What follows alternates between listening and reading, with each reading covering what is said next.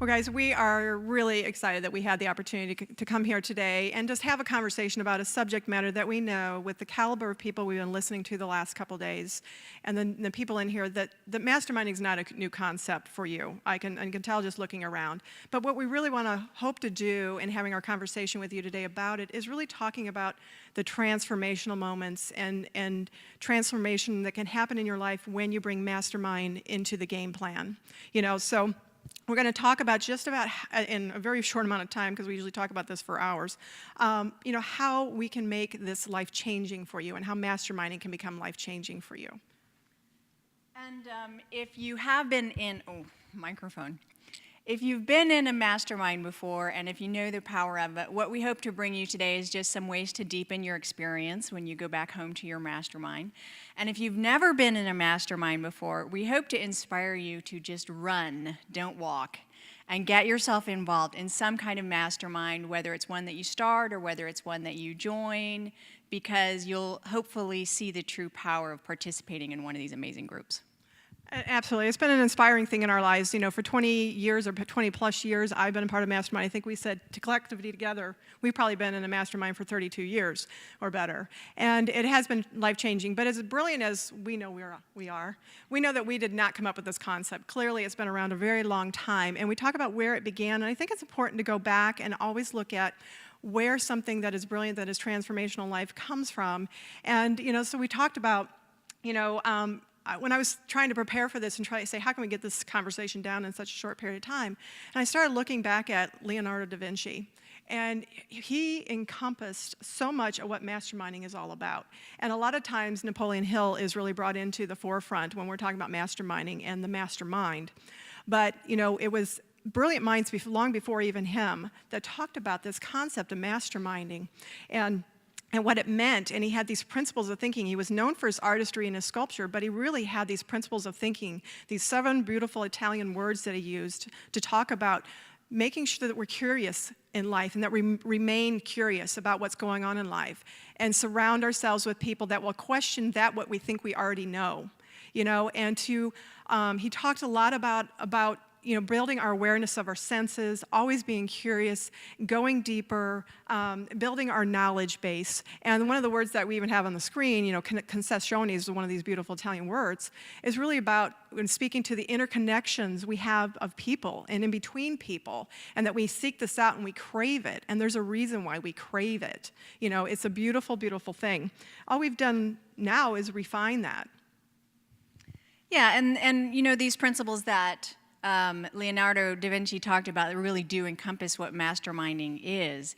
And another one of our favorites is Benjamin Franklin, inventor, brilliant politician, founder of our country, amazing fellow.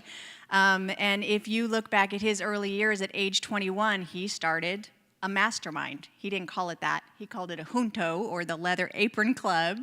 But he pulled together gentlemen from all over Philadelphia, and they talked about morals and natural philosophy and politics and business, but he created a structured environment for self-improvement, and that's really the key, because that's what a mastermind is. It's just a structured environment for us to grow and become better people.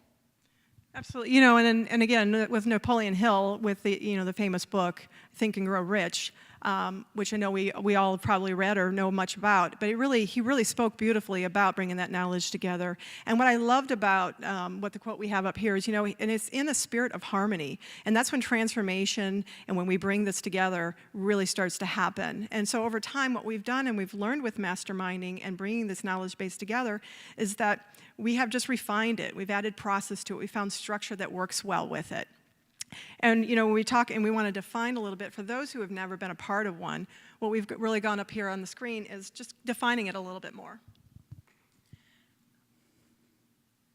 Fundamentally, it's a community.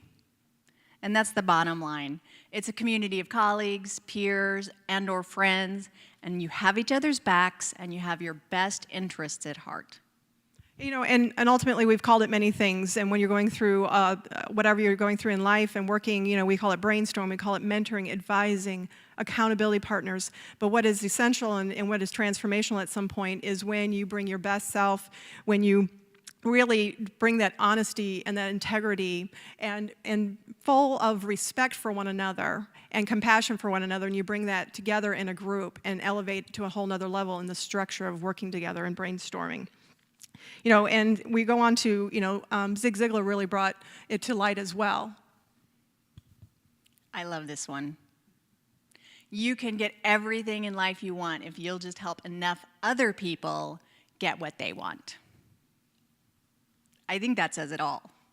Exactly, and so when we're really digging here deeper and talking about the transformational, it is talking about a mindset and a culture and bringing people around and pulling people into your life in a cultural setting and in a group setting that we can really start talking about honoring each other and acknowledging each other's brilliance, and lifting each other up, helping each other think outside the box. And when you do that in a community setting, in a small group setting of just a few people, you're going to be able to reach higher, and your area of success is going to expand exponentially.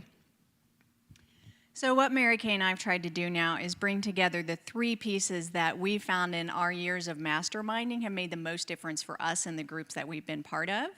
And hopefully you can take these home if you're already part of a mastermind and use them to take your experience higher. And if you've never been part of a mastermind, what we actually recommend is that you use these when you're evaluating which group you want to be part of. And you also use them to make yourself the best member that you can be of that group. So our first one is to bring your A game to the party.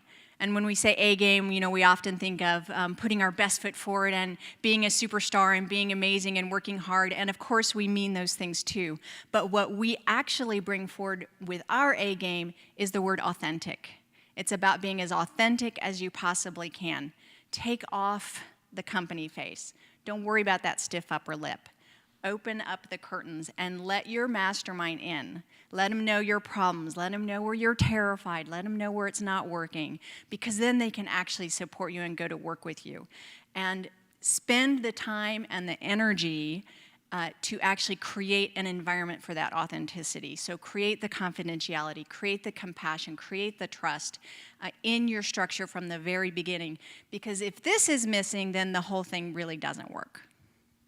We go on and we talk about, and I know it was mentioned earlier, the power of one. But when we also talk about when you bring the one individual together into the power of many, as it's often said, you want to switch slides there, we're dealing with, that power of many when you bring a mastermind group together and you're trying to accomplish one, and knowing what you bring to the party yourself, because you have this core relationship capital that we all know, and we bring it at different levels, and we know that we have something to offer somebody else. But when you bring a collective of that knowledge base, that skill set, the experiences, the resources, your sphere of influence together, you can move mountains together. So yes, it starts as an individual, as who you are, and owning who you are and knowing what you have to give and own that worth, and then bringing it together in this group.